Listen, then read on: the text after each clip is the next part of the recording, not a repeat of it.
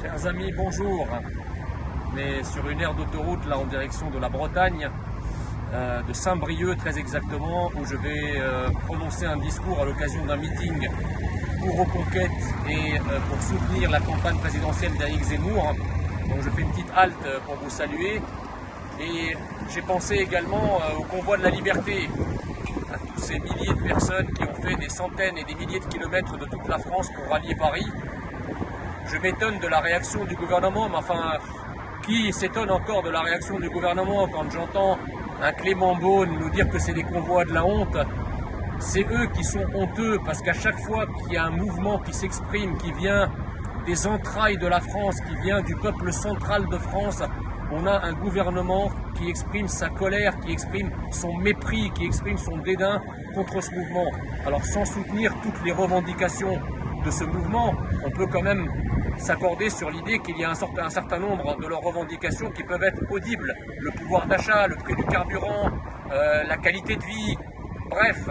Je ne comprends pas qu'un gouvernement fasse la part belle à toutes les manifestations et à toutes les revendications dès lors qu'elles ne sont pas françaises. Je me rappelle de Christophe Castaner qui avait autorisé une manifestation de migrants en plein confinement en disant que l'émotion devait l'emporter sur l'impératif sanitaire. Ces gens-là sont anti-français. Les gens qui nous gouvernent détestent la France, détestent les Français, détestent tout ce qui vient des Français. En revanche, tout ce qui vient d'ailleurs, là c'est open bar pour toutes les revendications et toutes les demandes, et on part tous les mouvements qui ne sont pas français de toutes les vertus possibles et imaginables. Alors moi je dis à Emmanuel Macron et à son gouvernement, arrêtez de mépriser les Français, écoutez ce que les Français ont à vous dire. Écoutez ce que les Français de souche ont à vous dire, parce que vous ouvrez et vous écarquillez les oreilles et les yeux grands comme ça, uniquement quand ceux qui les expriment ne sont pas des blancs, comme vous le dites dans votre vocabulaire de racisés. Eh ben non, en France, ceux qui ont priorité, ce sont les Français. Ceux que nous devons écouter en priorité, ce sont les Français.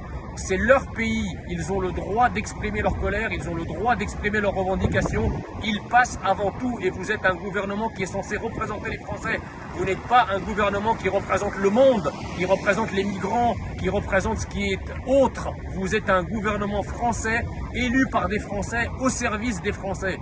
Et si vous n'entendez pas ça, de toute façon, au mois d'avril prochain, par les urnes, nous vous chasserons et nous mettrons la France qui est aujourd'hui dans la rue, nous la mettrons au pouvoir. Voilà. Un grand salut à tous les convois de la liberté, je vous embrasse bien.